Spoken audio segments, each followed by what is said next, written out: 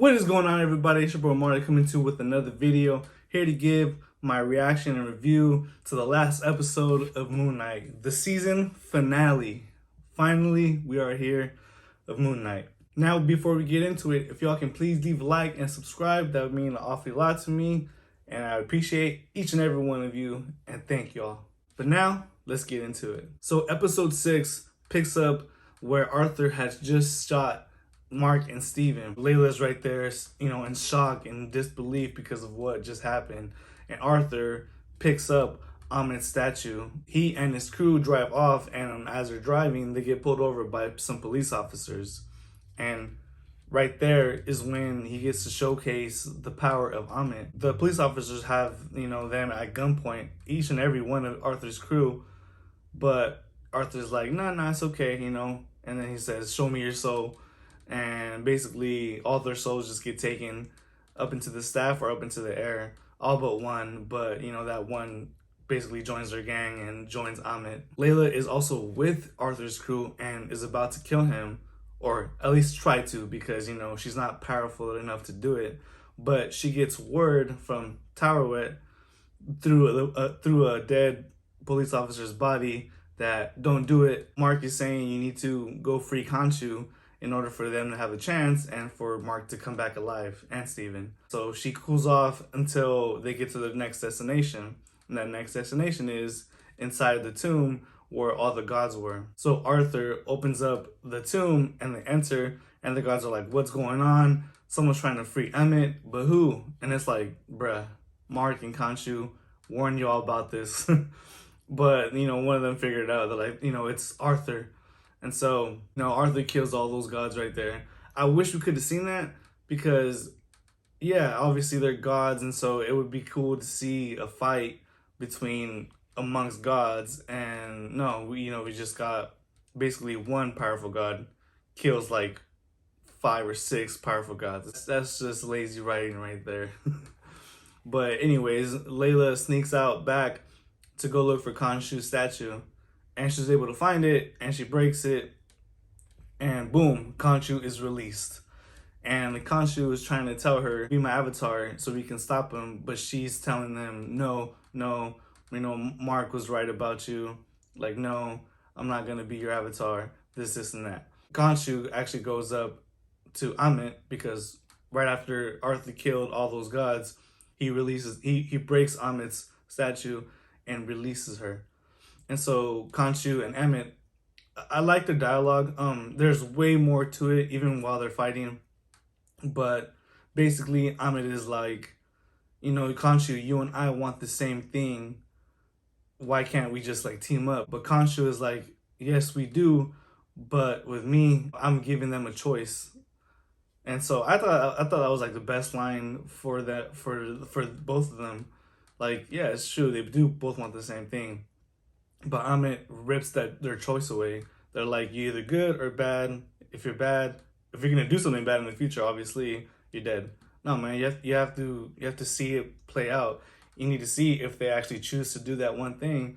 And yeah, I side with Khonshu. So they're fighting, and Taweret, or Layla, she talks to Taweret, and she's like, you know what, can I be your avatar or whatever? Because obviously she wants that power to help Mark and Steven and also Khonshu. And so it's pretty cool. Layla is now Tawaret's avatar, and she gets a whole, upgrade. She almost looks like Wonder Woman. That's the closest I can describe her. But I know she's a badass, and I dug the costume. Mark is in the field of reeds, and he's like, I can't do this, Steven is a part of me too. And so he leaves, and Taweret tried to stop him, but at the end of the day, it's his decision. And so Mark leaves and goes back to the sand where Steven had turned to stone, and he's talking to him, saying that he misses him, that he needed him growing up because obviously they got that disorder from their childhood trauma. And so he's just telling him that he's always been there for him, and basically he cares for him. And then Mark turns to stone, but not before his heart is with Steven's hand. And so it was perfectly crafted how they both turned into stone. and the heart was in between them. And they both return. They're both alive, and they embrace. And so the gates that are in front of them, I totally forgot the name of the gates, but they open, and so it's time to come home. Time to come home to their body. What I didn't like about this episode is that it felt rushed. So sometimes they would just go from scene to scene. So Khonshu and Amit are fighting, but once Khonshu senses Mark is alive, and Steven too, and in their bodies, he like basically dips, and it almost seemed like Amit, had control over the fight.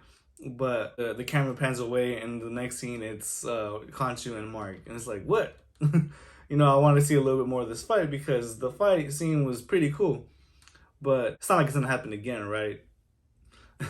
So Khonshu and Mark are trying to have this plan, and Mark he's embracing what has to happen right now, so as in Moonlight, because obviously they need to fight Arthur and Amit, and they need to stop them and save the world. I thought the action sequences were pretty cool between Moon Knight and Arthur. Moon Knight actually also turns into Mr. Knight, so it's kind of cool how like they're both one, and so they both come out and get a little piece of Arthur. But also Layla, she has her powers now, and so she goes and helps them out too. All this while Khonshu and Amit are like big kaiju monsters, and they're fighting in front of the pyramids, and it's really cool. I kind of wish we would have seen more of that. Like I said, I wish the time would have been extended, because I think this episode was only like 43 minutes, and like I said, it felt just a tad bit rushed. More of the human souls are going into Amit, and right before like Moon Knight wins, I didn't like this because it felt lazy to me. Arthur, is about to impale Moon Knight, and he switches bodies. And so he switches bodies, but we don't know to who. And then the next thing you see, Arthur has like, I believe it's an axe or something, but, in his head. So he's dead. And Mark was like, that wasn't you, huh, Steven? And he's like, no, it wasn't. So they're confused, but it just sucks because obviously this is a finale. This is what everything's been leading to. And it looked like Moon Knight was about to die. They were about to die again. And then, instantly changed. And now Arthur has an axe to his head. It's like, no, I was really digging this. And I wish we could have seen them overcome that and beat Arthur by themselves, because that's what it's been all about. But no, I was disappointed. It felt lazy to me that they had to change to the other personality, which has yet to been disclosed. And so they put back Amit, I believe, inside Harrow, and they win. After the victory, they're back inside the afterlife in the asylum. But like Mark and Steven, they come to terms, and they have a better idea of what's going on, and they're kind of like talking back to Arthur's little doctor, and they notice that he has blood on his feet, resembling the first episode where he put glass in his sandals and then he steps on it and then walks, and hence the blood.